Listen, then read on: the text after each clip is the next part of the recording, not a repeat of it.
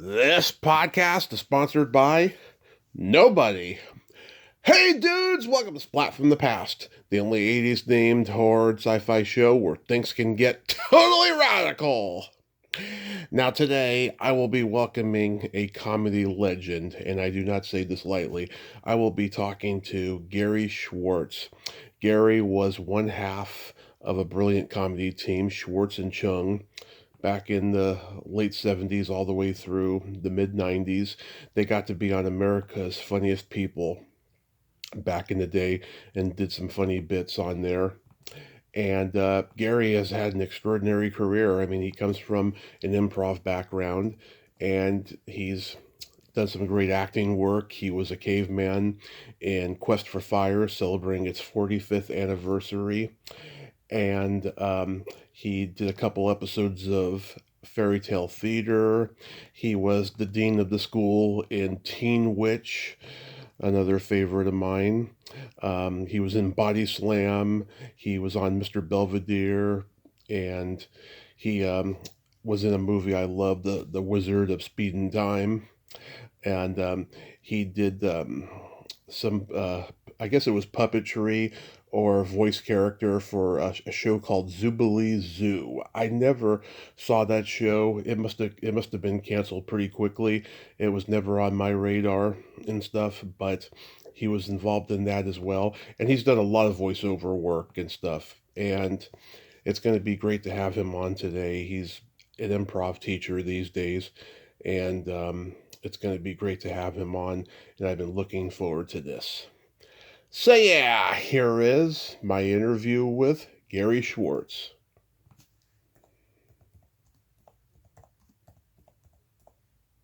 Hey Gary, welcome to the show. How are you today?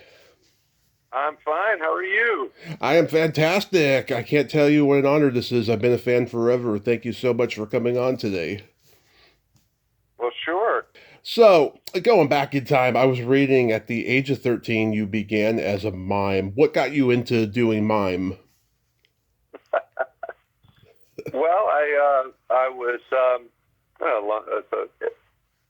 I was in Hebrew school Mm-hmm. studying for my bar mitzvah in Schenectady, New York, and I was curious. There was a Catholic school across the street, Mm-hmm. so I guess I must have been 11 or 12 years old. 12 years old. And I was always curious what was going on in the Catholic school because they all had uniforms and all of that stuff. And one day we're hanging out in the parking lot after Hebrew school, Mm-hmm. and this bearded fellow in a jacket comes over and from across the street, and he asks us kids hanging out there, "Would any of you like to be in a play?" What had happened was they were doing this play Our Town, and they had hired this community theater director to direct the show at the Catholic school. Well, I was the only one who raised my hand, and it was mostly out of curiosity to see the inside of that school. So I went over and I got involved in the play and played the drunk choir director. So I weaved around stage and acted drunk as I had seen on TV, like Red Skelton and all of those characters. And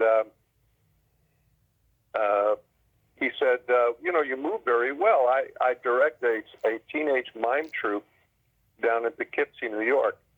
And over the summer, would you like to come and be part of our mime troupe?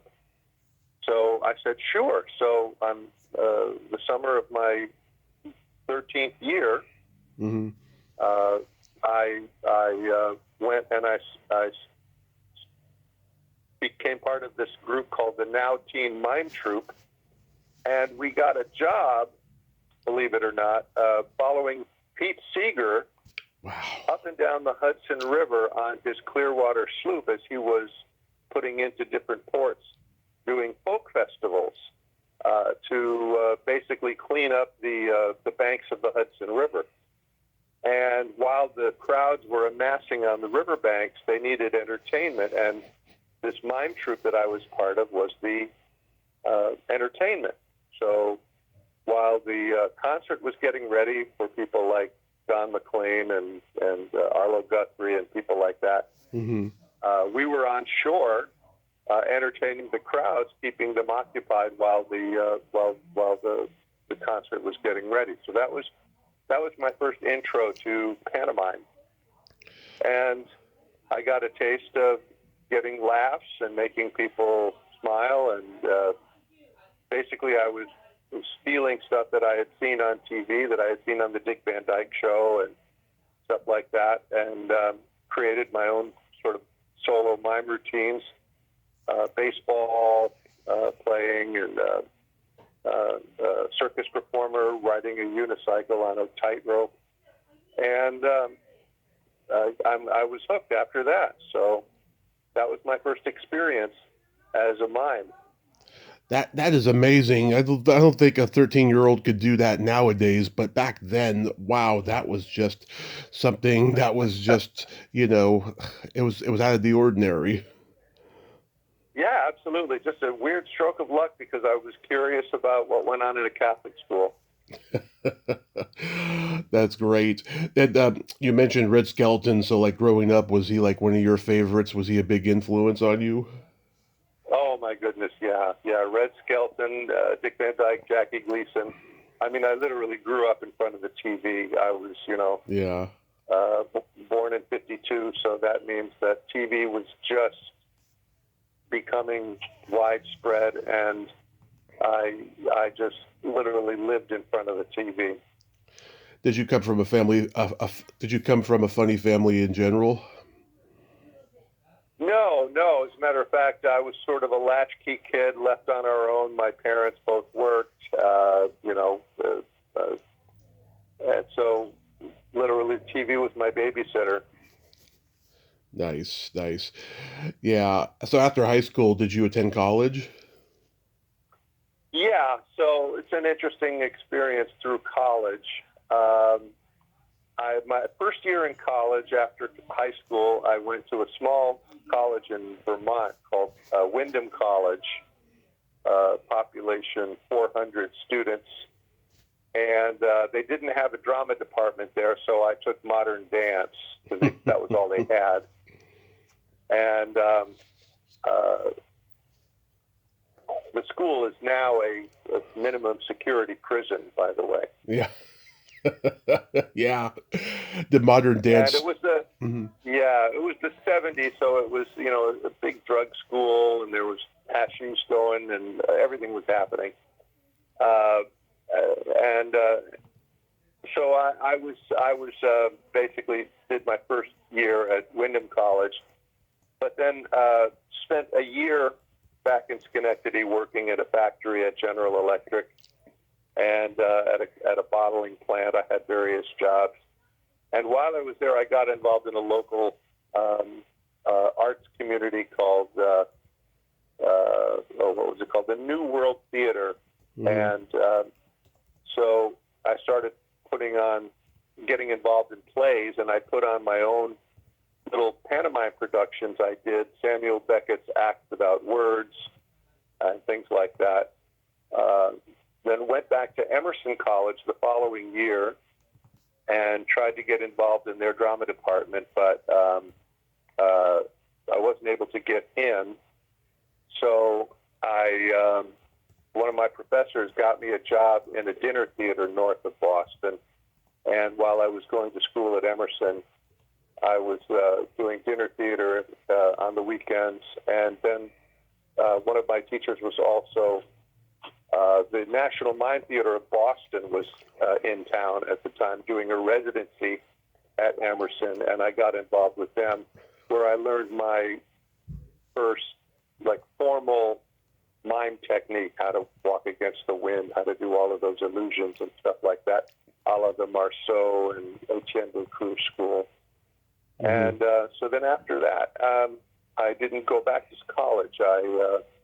I went up to Kennebunkport, Maine to open an ice cream parlor. And I spent the summer making money scooping ice cream. Took the money and went down to New York City to try to become an actor. that didn't go well because I didn't know a single soul in New York. Mm-hmm. I sublet an apartment in the West 80s that gave me about 6 months of cheap rent, and I could not get a job. So as I was running out of money, I took a bartending class, and then basically went back to Schenectady, went back to my parents' house, and I got a job tending bar at a local bar. And then I figured that's it. You know, I'm going to be a bartender and get involved in the restaurant business. But I couldn't stop performing, and I went back to my old high school and ran an after-school mime program and performed mime at my local bar and at other local bars, and you know, was just doing it. But I always thought that, well, you know, this is just something fun to do. Mm-hmm. But it took a toll, bartending, and I started drinking too much, and I was a bartender for 7 years there in upstate. And after a terrible car accident, drinking too much, I realized that I'm not happy. So I looked in the Whole Earth catalog. You remember the Whole Earth catalog? No, that's way before my time. Yeah, it's true. Anyway, it was sort of you know, back in the old days, there was pulp directories of alternative lifestyles going on in the 70s, the early 70s. And so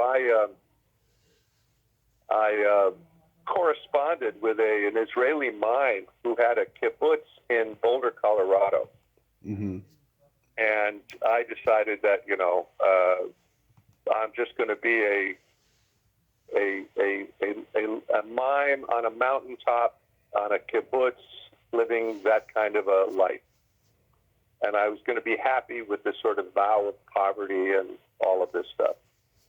Well, I drove out to Boulder, and he had closed the school because somebody had offered him a European tour of his one-man show.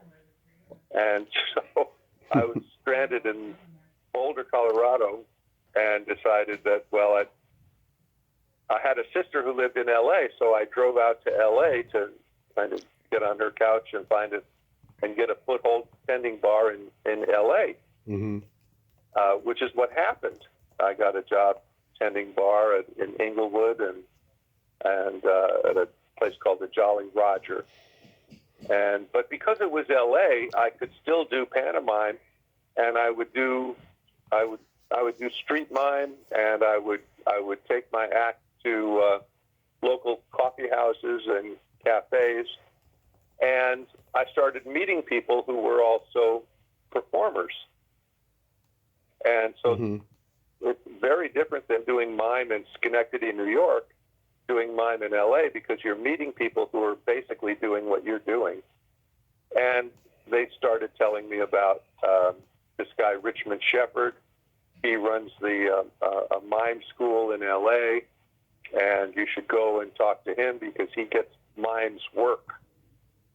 So I talked to Richmond Shepard, and sure enough, he said, yeah, take my class. I said, you know, I've already been a mime for 13 years. Mm-hmm. And he goes, doesn't matter. You take my class, and if I see you're any good, I'll find you something. So, and he said, look, if you're good, I'll get your work. You'll pay me for the classes. So I took his class, and it turns out there was another young mime, 19 years old at the time, Caleb Chung, who was in the mime class. Right. And we basically got together and did sketches, and we realized that we were pretty funny. And he was short, and I was tall, and he was a gymnast, and I was kind of rubbery, and we made a good team. And sure enough, Richmond started getting us work. And we joined his mime troupe, the Richmond Shepard mime troupe. And then I started getting auditions and going out on auditions.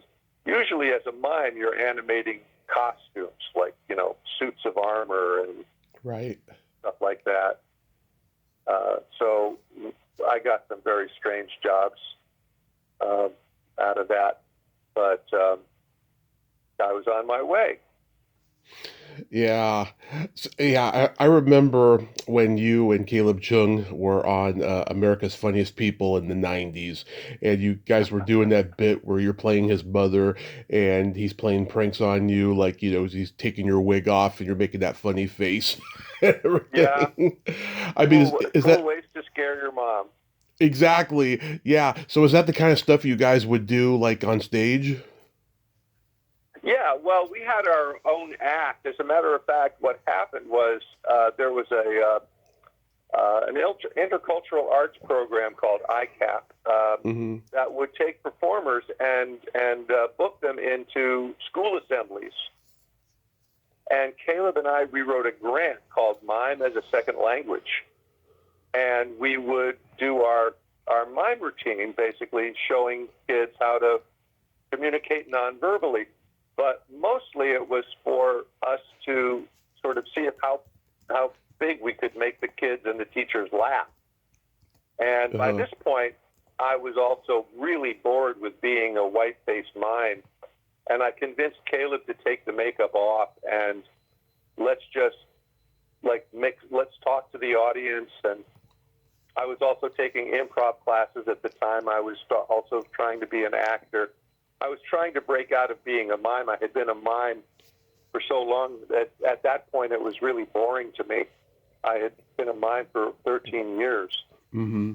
Caleb was still brand new to it, so he was really reluctant to take the white face off. But I convinced him, and we started doing these school assemblies, and we became very popular. We would do 3 shows a day, sometimes 3 days a week. And it was like being in vaudeville. You just drive to all of these inner city schools and lots of Hispanic schools, and because mime transcended the language, so we could go into Spanish-speaking schools and be a hit. And we just honed our act. It's like vaudeville in front of 500 kids 3 times a day. Yeah. So, like, how did you discover improv? Well, like I said, I was really bored and I really wanted to talk. So I was taking an acting class, and I was also I started dropping in on this improv class called Off the Wall. Oh, yes. And Off the Wall, they're still together, by the Wendy way. Wendy Cutler, I just had her on. Oh yeah, Wendy, sure, yeah, yeah, and Andy and Wendy and all of those guys. So I was in that workshop, and it was fun, but it was very stressful because it was really sort of go for the laugh, one-upping each other. It felt like a verbal fencing class for me. Mm-hmm. And I could keep up with it, and it was fun. But I really thought that's what improv was all about. But at the same time, a friend of mine was at Potsdam University doing a theater paper on a woman named Viola Spolin. Yeah. And he asked me, he had read somewhere that she had just opened a school in L.A., and would I go down and get some information because he's doing this paper on her.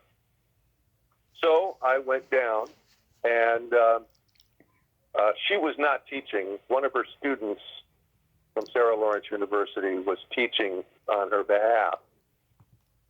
And I said, have any information on Viola Spolin? And he says, no, other than the book, no. Here's a brochure. Mm-hmm. But he said, if you really want to know about it, take this improv class. And so I said, well, another improv class, sure. So I did.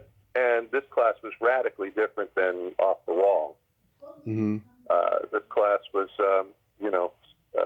Stephen Book was the teacher's name, and he would literally just have this all of the games were on cards, and he would pick a card, and he would walk around, and he would read from the card, and it was very mellow and very nice and very more like an acting class, really. Yeah. No, it wasn't stressing on being funny or anything like that. And so I was taking both classes and enjoying it. And, you know, you take as many classes as you can when you're starting out. Well, one day Viola Spolin comes down to watch him teach.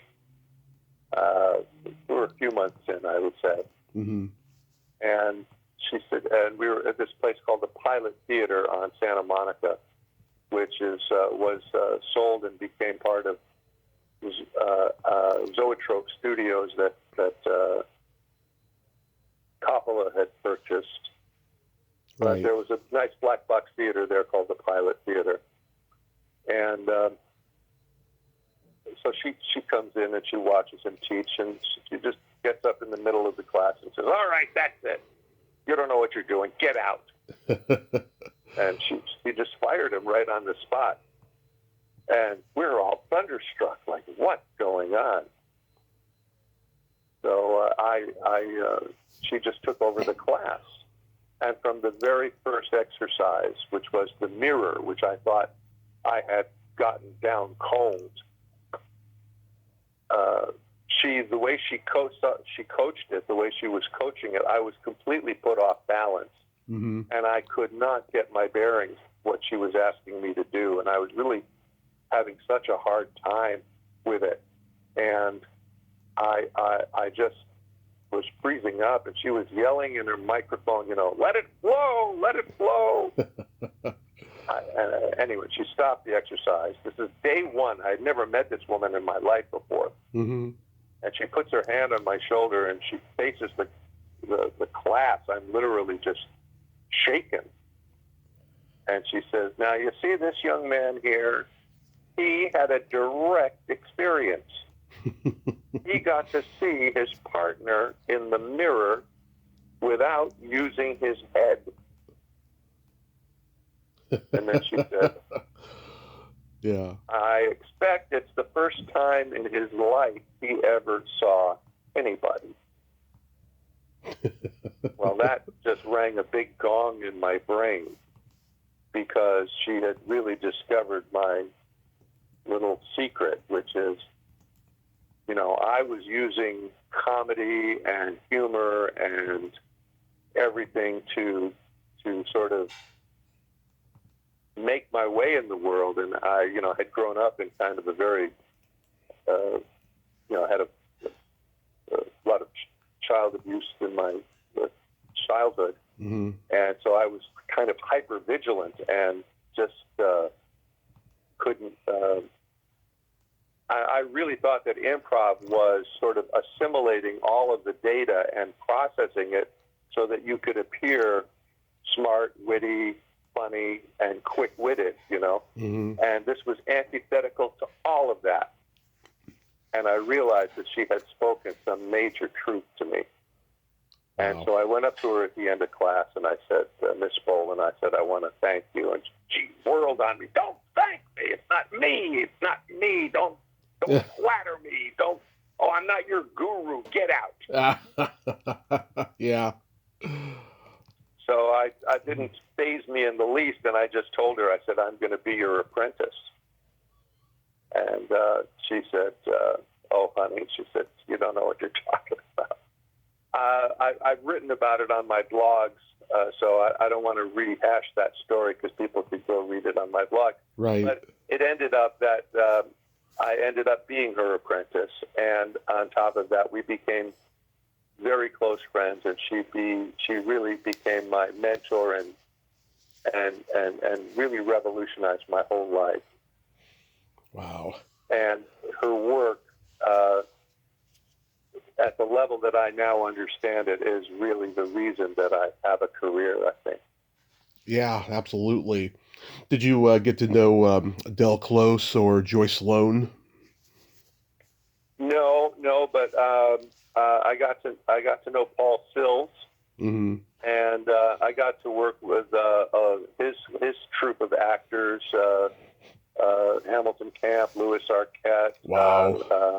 Richard Shaw, Yeah. all of the guys from the original Second City, and Avery Schreiber and I became friendly, and these guys were my idols, Yeah. and we would go and watch them perform. And then one day Viola said, well, Paul got he got a gig with the troupe with Sills and Company to go to New York. So he had to leave a second company at the Heliotrope Theater in L.A. Mm-hmm. And Viola said, get in there. So I got involved in that second string company that was left behind. And that became the Spolin Players, which is a company that I co-founded and co-directed. And I was looking at the lineup on the website. I know Jonathan Schmock. He's a great guy. I got to meet him. Oh, Jonathan Schmock. Yeah, he was in that the original group. We had a really large group of about 18 players at the beginning. Yeah. It got winnowed down to about the 8 of us or 9 of us. And Jonathan was great. And there was David McCharron. What's he doing these days? David McCarran, we still meet on Wednesday afternoons via Zoom and work out. We're the Spolin Players. We still meet every week after, and unless they have a live show going on somewhere, and then they sometimes now perform at the LA Connection in LA. Yeah, I remember. David McCarran's in the group. Pat Music, Danny Mann, mm-hmm. Eddie Allen, Anna Mathias, Gail Mathias. Oh yeah, good group. That is a good group. Yeah, I remember him from Fairy Tale Theater, which you were on as well, and he was always funny on that show. I remember I saw him play a drunk in one that was pretty funny. So he met Shelley Duvall on when he went to do Popeye, the movie Popeye. Right. And then Shelley, remembered most of the people from that when she started Fairy Tale Theater, and David was a regular on in a lot of their Fairy Tale theaters. And then somehow I got involved in it. Oh yeah, like Donovan, he was in a bunch of them as well, and oh really? I didn't realize that. Yeah, Donovan Scott and Donovan Scott. Yeah, and Donovan Scott. Yeah, very funny man. The two guys from Fridays, Curtis and Ash, they were producers on Fairy Tale Theater, and so a lot of Fridays people was in them as well. So, getting into credits, you played a clown on The Jeffersons. How was that experience? That got me my after card. So that was a job Richmond Shepard got because they needed like a waiters and a maitre d' for this circus restaurant. And so they had hired Richmond Shepard to be the maitre d', and they hired Caleb to be an acrobat mime. Yeah. Because Caleb could do like a front flip.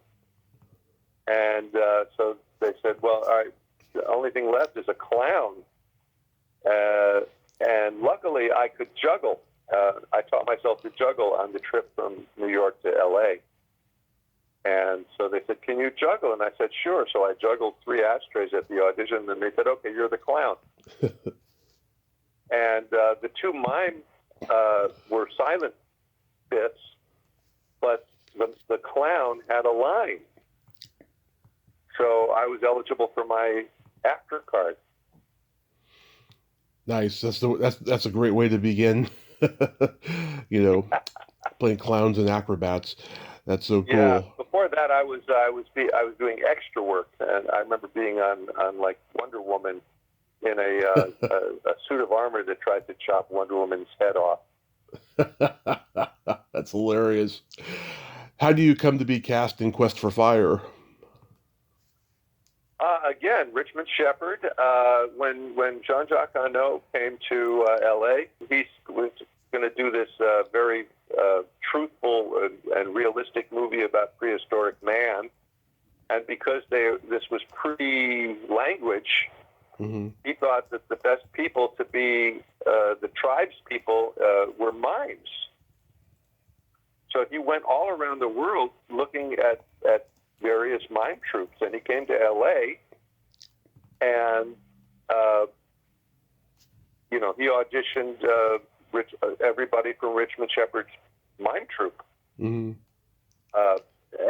I remember thinking at this point, I thought Caleb had this gig for sure because he's short and he's part Chinese and German, so he kind of looks very native, very Aboriginal.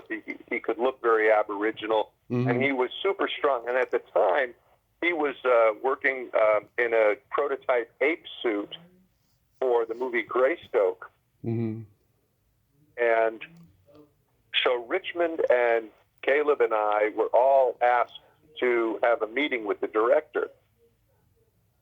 And I said, okay, well, there's no way that they're going to want a tall, skinny, bald-headed Jewish caveman.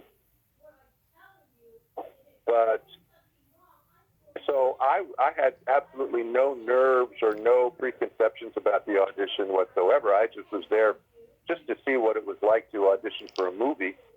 And so we went into the office where the director, Jean-Jacques, said, all right, he said, here's the audition.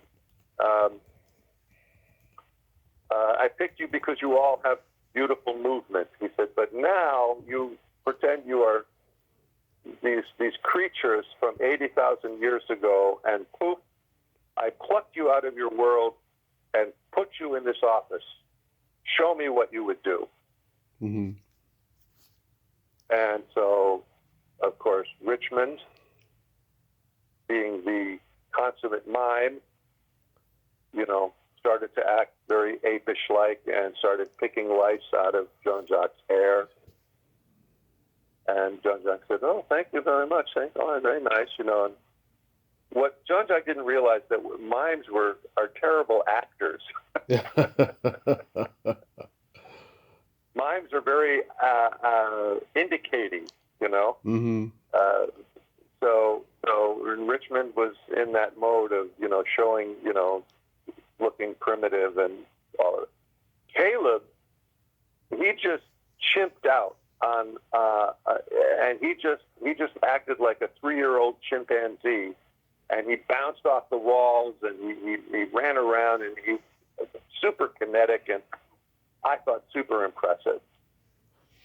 And I'm saying, okay, So they said, okay. So then I'm sitting on the couch, and he says, okay, now, here, you are plucked out of the world, and here you are in this room. What? Show me what you would do. So I thought to myself, wow, all right. So I was taking acting, and I was in Viola Splat, and I said, wow. I said, nothing would look familiar to me. So I would probably not do, I would probably freeze. And be freaked out, and then start looking for anything that resembled something familiar. So I just started slowly moving around the office, and they had a potted plant, and I went to the plant and felt the plant and touched the dirt. And then I went over to the desk, and they had pencil shavings from sharpening pencils in the ashtray, and so I took the pencil shavings. I started smelling them because it smelled like wood, and wood was something familiar. And Jean-Jacques goes, "Of course, you know." Anyway, he says, "I want to send you the script, and I think there's a part for you." So he sent me the script, and sure enough, the part read, Ruka, whose large, bulbous green eyes stare aimlessly into the fire, the village idiot, who has the knack of keeping the fire alive, and his balding head recedes into the shadows. So the part was written for a tall, green-eyed, bulge-eyed, balding caveman.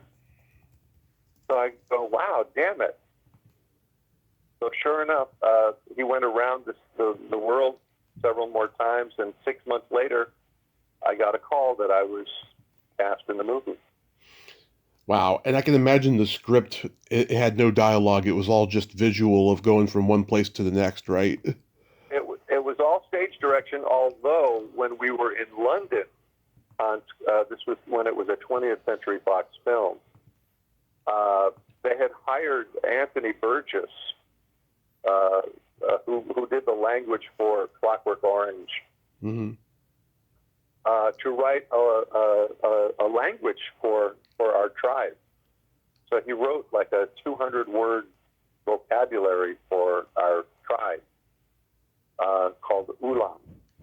And but Jean-Jacques said, look, only use the words if you can't communicate any other way. I don't want it to be a dialogue movie. So how do I think of the 200 words we learned? Maybe there's 10 or 15 words in the picture. Yeah. I've talked to Ray Don Chong. She's a character. What was she like on set? Oh, my God. Yeah, that was wild. I remember meeting Ray Don,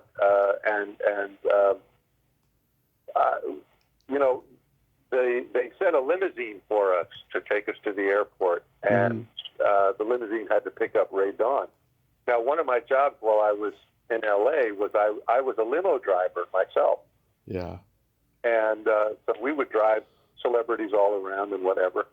And one day, and I'm living on Highland Avenue, right near the Hollywood Bowl, and the limo comes to pick me up, and I get in the back of the limo, my first limousine ride, in the back, and the limo driver looks at me and he goes, "Limousine, right?"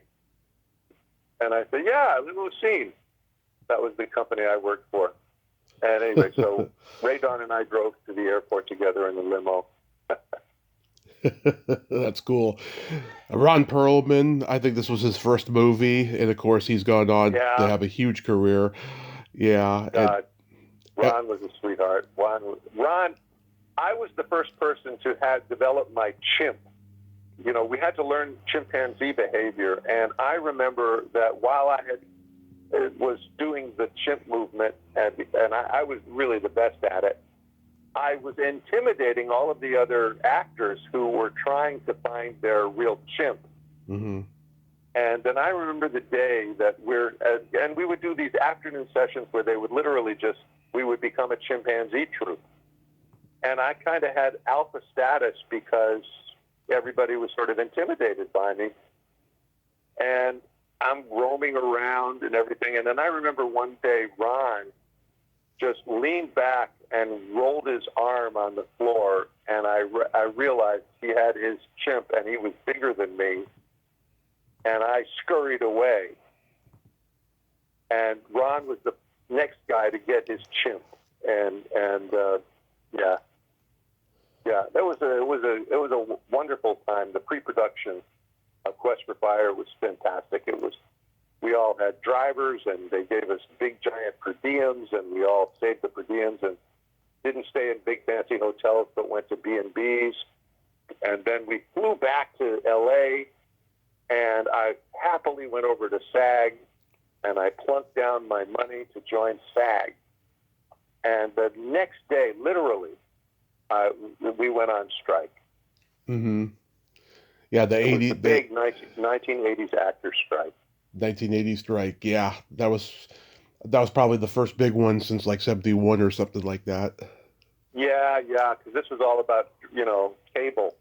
And the producers were saying, we don't know if cable is going to be anything. We can't promise any residuals on cable. And that was the big strike. And anyway, it killed the movie for a year. Mm-hmm. And by the time the movie kind of got it back together, it had become a non-union production, French and Canadian production. But I was the only actor called back from the strike. they had already cast Ron and Ray Dawn, and they were already filming in Africa, and my stuff was picked up a year later in Canada. Were you shocked that it was a very different production from 20th century? Were you shocked that it became such a big hit and it's gone on to become a cult hit? Yeah, I'm thrilled. I'm super thrilled about it because, for my first movie, and then I thought, oh, wow, okay, great. Now I'm on my way to a movie career. But unfortunately, very few other movies needed Jewish cavemen. Yeah. Yeah. And 1981 was the year of the caveman because Carl Gottlieb did his caveman movie with Ringo Starr. I'm surprised you weren't in that movie because that was a comedy. No, and had I been in that movie, I wouldn't have been in that movie. But also, when I told people that I was in this movie Quest for Fire, they all said, oh, wow, I didn't know you were a runner. Yeah. Everybody, Chariots of Fire come out that year, too. And oh, that's right. Yeah, Chariots of Fire. So, yeah, I loved fairy tale theater growing up. You were in Thumbelina. That was always my favorite. Carrie Fisher, I thought, was just brilliant as Thumbelina. Oh, yeah. In that. That's when she was married to Paul Simon. Yeah. Was he on set? No, but Paul Simon's little boy was, and she just did not have any patience with him at all. That's hilarious. Michael Lindsay Hogg directed. What was he like? He was fine. You know what? At the time, I didn't know about his background or his credentials, and so he just was a very nice, easygoing guy. And I was thrilled also to meet Burgess Meredith, who I had grown up admiring. He's brilliant. TV.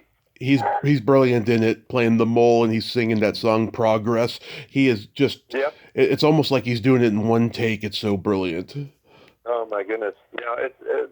The cool part about that period in my career was I got to meet a lot of the people that I saw on TV growing up, wishing I would know someday, and I ended up knowing several of them. Yeah. Then the boy who left home to find out about the shivers, that's where you're the headless man. That was so creepy and so right on. Like, how was that achieved? It was brilliant. How was that achieved? Oh, that was so fun. Oh, well, so that was funny. We were these ghouls that were coming out of a fireplace, and I was the head. And so I wore all black underneath my head, and David McCarran played my body. Mm-hmm. And he was all, he wore a black shroud over his head, but he played my body, and we did it against the black backdrop, so we could see ourselves in the monitor. And because he and I were both mimes, we started playing around with the idea of what could we do with our head. And so he started bouncing me like a basketball, which cracked up the whole studio. Mm-hmm. And so Lindsay Hogg said, "Yeah, let's do that." Oh, that was Graham Clifford who directed that one. Okay. Anyway, the director said, let's use that. Anyway, so then we shot that, and then they superimposed that into the scene with Peter McNichol, and then they cut, and of course now I'm sitting with Peter McNichol, and he was lovely. Yeah, very eccentric, funny actor. Did you get to talk to Frank Zappa? Yeah, I did briefly. Yeah, in the makeup room. He really, I hung out with some jazz musicians when I was a mime in upstate New York. And I had a friend, Giles, who was very kind of off the wall and very, wanting to be eccentric. And Frank gave off that same vibe. Yeah. He was very nice. He was very nice, but he was already hunchbacked and looking in character. So we just basically said hi to each other in the makeup room. Yeah. He was a character. I used to see Body Slam on HBO a lot back in the day. Anything stand out about that? Wow. I'm not in that movie for more than a few seconds, but I had a blast, and I ended up like doing 3 weeks on the picture because they needed to reshoot it, Mm-hmm. the same scene again for some technical reason. So Al Needham, who was the director, just said, "You're the luckiest one-line actor I've ever met because you've been on this picture for 3 weeks." And I remember there in the locker room, one of the actors was this big giant Samoan guy. Oh, and the all of the wrestlers, they used real wrestlers. Oh yeah, Roddy Piper's in it. Yeah, and we were down in Riverside, I think. And one of the reasons why the thing got postponed is because the wrestlers were all juiced up on steroids, and they went out to some bar and got into a huge fight. And some of them got arrested, and it caused a shutdown. And anyway, so then when we came back to reshoot the same scene that we had shot in the locker room, I'm working with this Samoan guy trying to, him and Dirk, I think, were having an argument or something. I tried to, keep them apart. And the Samoan guy had all of these scars down on his forehead, his massive forehead.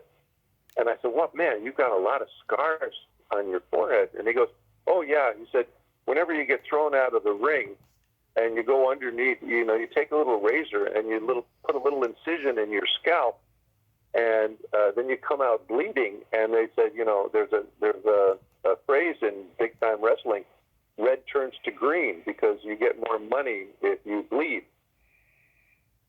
And so I said, "Oh, that's interesting." Anyway, so Al Needham says, "Hey, so just, shove Gary out of the way and continue talking to Dirk." And so this guy shoves me, and literally I go flying and slam into it was like I was being pushed by the Hulk. Yeah. Did you get injured? That's what I really remember from that experience. Did you get injured badly or anything? No. Just I was just completely shocked at how far he could toss me.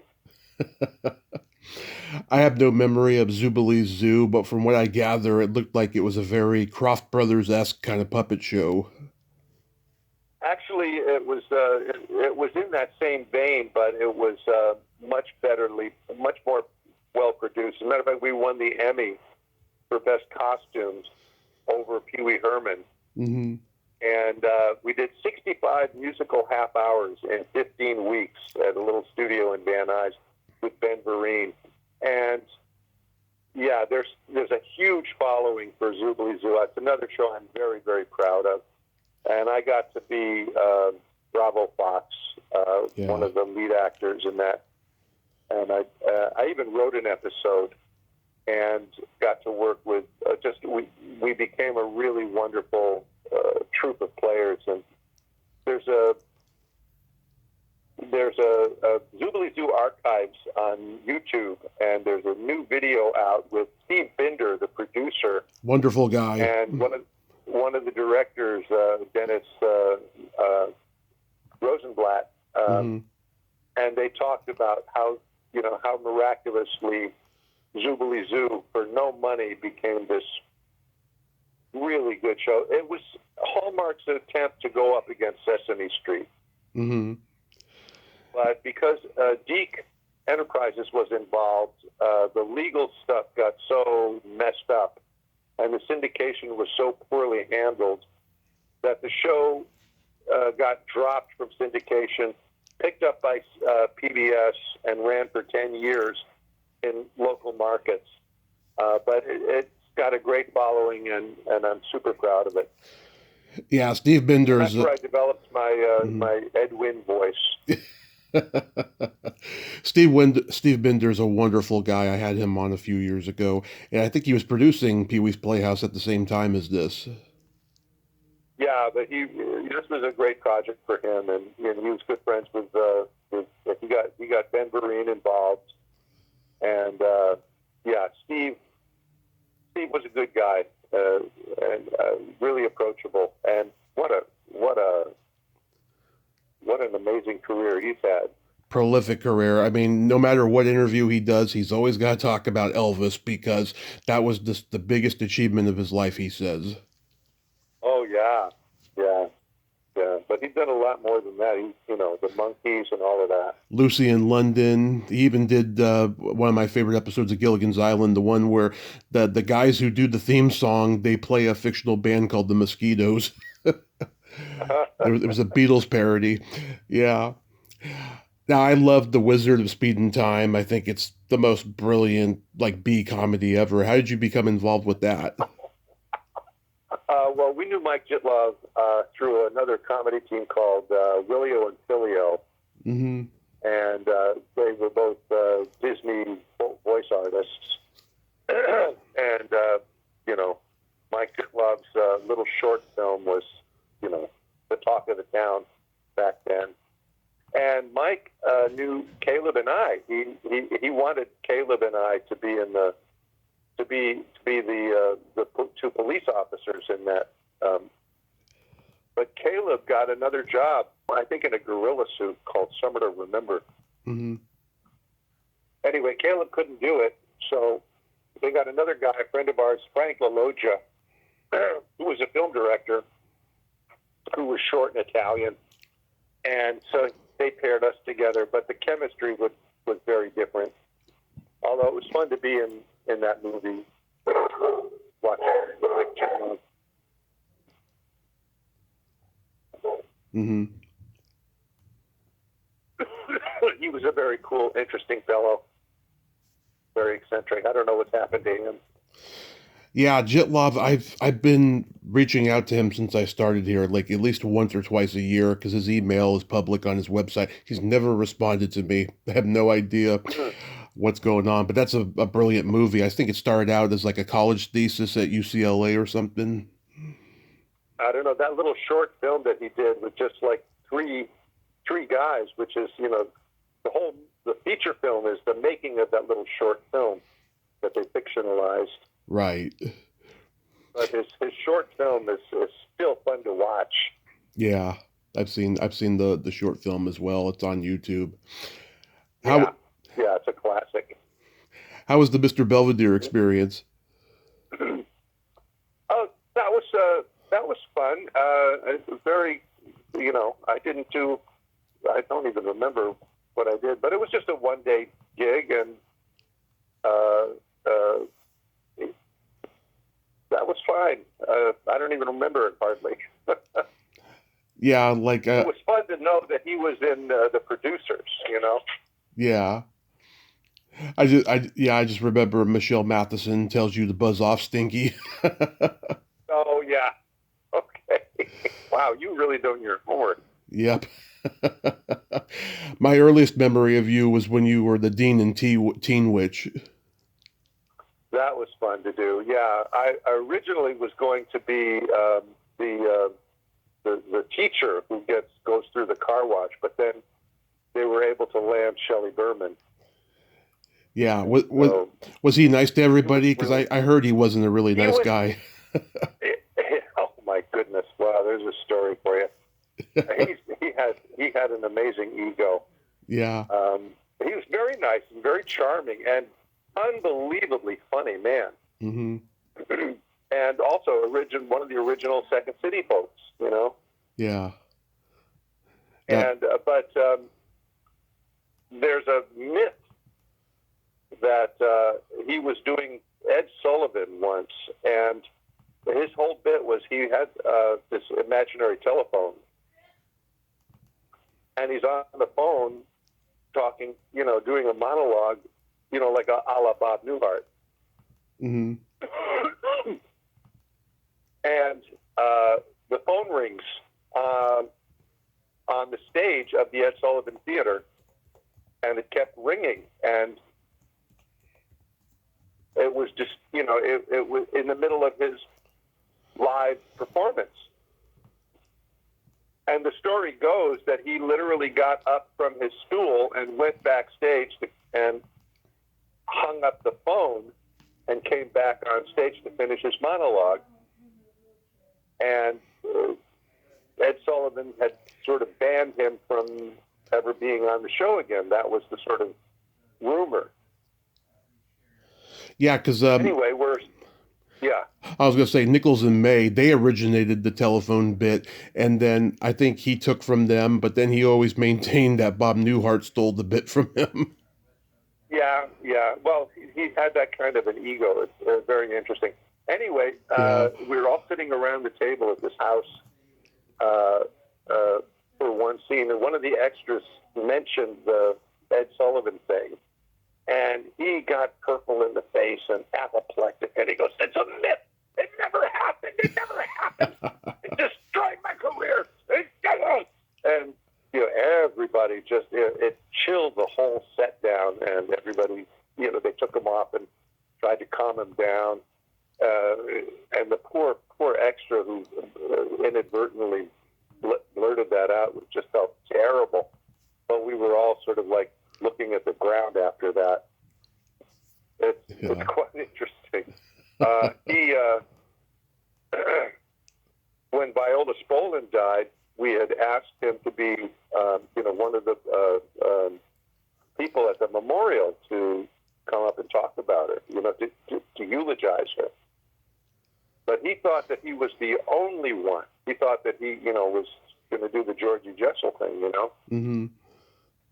And when he saw that there were a line of people coming up to give memorials about Viola Spolin, he was very upset because he thought he was literally the main act.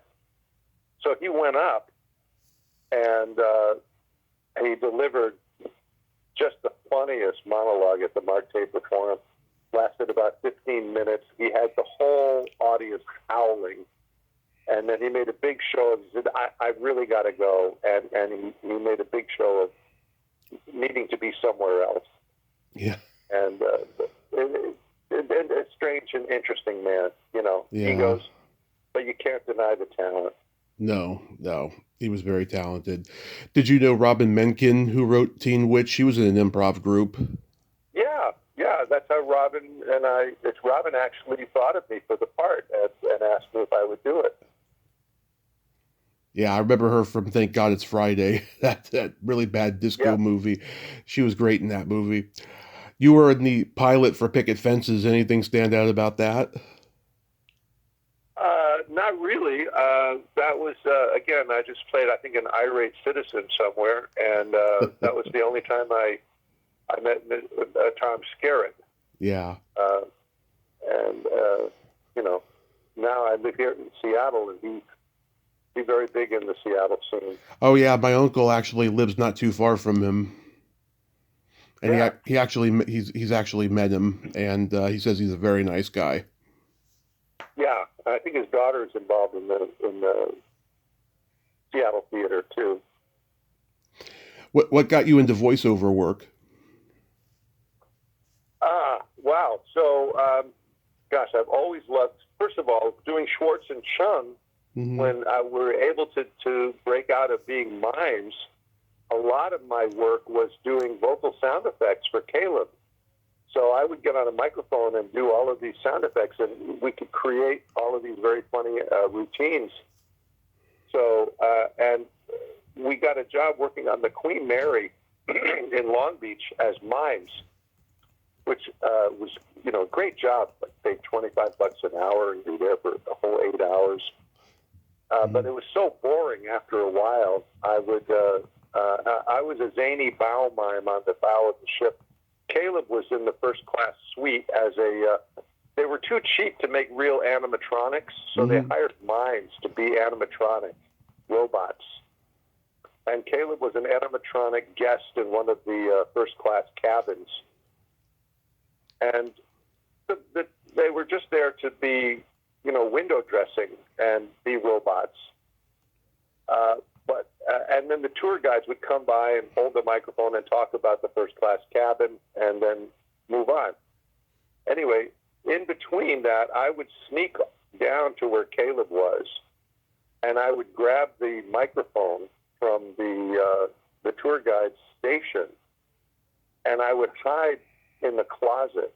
And then as tourists came by, I just started improvising things that the robot would say. Mm-hmm. And my whole thing was just trying to get Caleb to crack up, and he would not crack. He just, no matter what I would do. So it was sort of like me and him were sort of Carl Reiner and Mel Brooks. Mm-hmm. Carl Reiner was just trying to push Mel Brooks to say funnier and funnier things. Yeah. I was just trying to get Caleb to laugh. And that became part of our act. And we had one of our signature routines was called the robot, which we ended up doing on Thick of the Night and other TV shows. Matter of fact, I think we did the robot in one of the cool ways to scare your mom's fits. Yeah. Did you guys ever play the Comedy Store? Yeah, we did. Occasionally, before I met Caleb, I was trying to do a solo mime act at the Comedy Store, and this was when I was at Off the Wall when I had first hit town. Mm-hmm. And you wait for hours to do the open mic, and you're there with all the other comics backstage. And my act was called the Striptease. I had a boombox with a tape in it called the Striptease music, and I would come out in a wig and do a pantomime of a stripper stripping off all of her clothes and then stripping off all of her body parts. Yeah. And it usually went over pretty good. But this is in the days when you would just put the microphone down next to the boombox to amplify it. And so you're waiting to go on, and I'm waiting, and I'm praying to myself, oh, please let me go on after this guy. He's doing terribly. Oh, don't let me go on after this guy. He's getting laughs. And then Robin Williams had just come down from San Francisco, and he could have carte blanche at the Comedy Store. Of course. He went on before me, and he destroyed the room. He literally just destroyed the room, and we are backstage. We are just convulsed with laughter. He's walking on tables, and the place is just going bananas. Yeah. Anyway, I'm wiping tears from my eyes, and then I hear the MC go, "And now Gary Schwartz." And I went out there and I put the microphone down and I played the music, and I started to do my routine. And the audience was so riled up from Robin that they were yelling at me, "Gong him! Gong him!" And it was just the most horrendous night of my life. Anyway, a couple of weeks later, Robin had come over to Off the Wall to work out before one of the hitting the Comedy Store and the Improv. Mm-hmm. And he saw me get off stage, and he sat in the back with his amazing hairy arms, and I sat next to him after I got off stage, and he leans over to me and he goes, "Well, very good." And I said, "Oh, thanks a lot." So a couple of weeks ago I had to follow you at the Comedy Store. He goes, "Oh, I'm terribly sorry." Yeah. Oh, what a genius he was. Yeah. But after that, I said, I'm never doing a solo mime routine ever again. That's why I started working with my partner. Yeah. At least you're not out there by yourself. Yeah. But anyway, back to your question about voice work. Mm-hmm. My commercial agent had just, I made a voice tape because I do a lot of voices. Uh-huh. And I was trying to get, work. So he sent me over to his partner, Steve Tischerman, and who took me on as a client. And then Steve this was after Zoobly Zoo, so I had spent like 15 weeks doing Ed Wynn. And but I got this interview with Barbara Harris's Loop Group. Oh. And I went in, and pretty intimidating. She just said, "Well, go on in there at Disney Studios, see if you could do it." And I remember the movie was Tom Cruise in Cocktail. Yeah. Anyway, so my bartending experience came in handy. But I walked in there, and there's David McCarran, and there's all of these people that I've known from the improv world. And I'm going, why didn't you tell me about this? And they all kind of looked at their shoes. And anyway, I felt completely comfortable being able to improvise. And you just watch the screen, and you know what looping is, right? You just watch the screen and you improvise the dialogue, Right, to what you see on the screen, and you make like a background track. Anyway, it was so much fun, and all of these people made me feel so comfortable that Barbara Harris just said, "Oh yeah, you could do this stuff." All right. So eventually, she started hiring me, and for the next 16 years, I became a key part of her loop group. And I did over 700 TV and movies projects with looping, just background voices. So that's getting you a lot of experience, and it's basically my two favorite things: improvising and voice work. Yeah. And you don't have to, I don't have to get into very gooey and uncomfortable makeups anymore, and you wear your own clothes. And you get paid as an actor. It was a great job. And now you get to record at home because, not everyone's being at the studio anymore. Oh, my goodness. Things have changed drastically. Yeah. I tell the poor actors who are looking for, saying, wanting to be a voiceover actor now or wanting to get into the business, I say, well, it's a very different business than when I came up in the 70s. Yeah. The 70s and the 80s and 90s were the heyday of the residual, because network TV until 1980 was the big giant thing.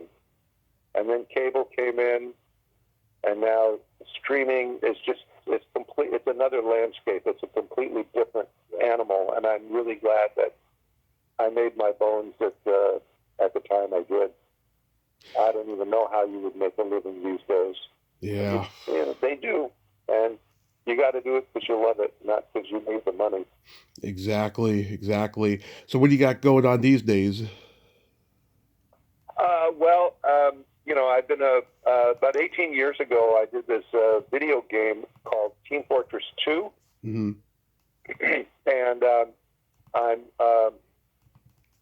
I play two characters in the video game, and the game is very popular worldwide. And although I didn't make any money on the game itself, because I only got like 15 or 16 sessions out of it, the popularity of the characters have sent me to Comic-Cons around the world. Oh, yeah. And up until COVID, I was traveling the world teaching improv, Viola Spolin's work, and promoting her work and her name, because she had sort of gotten forgotten there in the popularity of theater sports. And so I was helping to revive her name and reputation and create a renaissance of her work and her contribution to improv. And now her granddaughter, Aretha Sills, is carrying on the tradition, which I'm very happy to see. And I maintain a website with resources for her work and my teaching. And so between the voiceover and the Comic-Cons and the autograph signings, it's a lot of fun. And I also teach improv at a local college here. So I'm enjoying it. Do you get a satisfaction teaching that you don't get when you're performing? Yeah. Teaching is, when I moved up to North Bend after I decided that, I had sort of hit a wall with acting this was in the late 90s. I just realized, I said, my passion for acting wasn't the same as it was when I first hit town. And I said, Dwayne, what's going on? And I said, what am I passionate about? And it came to me that teaching was the real joy. And so I wanted to do what Paul Sills did, which is move to a gorgeous spot. He had a farm in Door County, Wisconsin, and people would come study with him every summer. I did a couple of times. And, you know, so I moved to a beautiful spot here in the Northwest and tried to do the same thing. But I don't have the reputation of a Paul Sills. But I did okay. Are you going to write a memoir? You know, a lot of people ask me if I should write a memoir, and I might. I've written a book. I've written a children's book that called "The King of Average," which is based on my favorite childhood book, The Phantom Tollbooth, and it did very well in 2015, 2016. Became 10 best. One of the 10 best books of its genre by Indie Reader and Kirkus Reviews. So the book is still out there, and I did the audio book of it, of course, and it's a wonderful children's book. That's awesome. Well, Gary, I thank you so much for coming on today. This has been a tremendous honor. Wow. Well, thank you. You really, pulled out a lot of stuff from my past that I had totally forgotten about. So this was a lot of fun.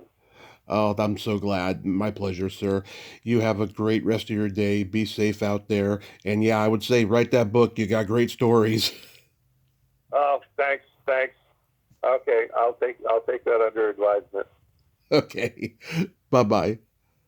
All right, see ya. Well, there you have it. Gary Schwartz. Ain't he a cool dude? Oh my God, I could listen to him all day. He's a great storyteller. And yeah, I mean, I tell people, who are great storytellers, write that book, man. I mean, these stories cannot go untold. I mean, it's great that you're doing all these podcasts, but write it down, put it on paper so people could have these stories forever.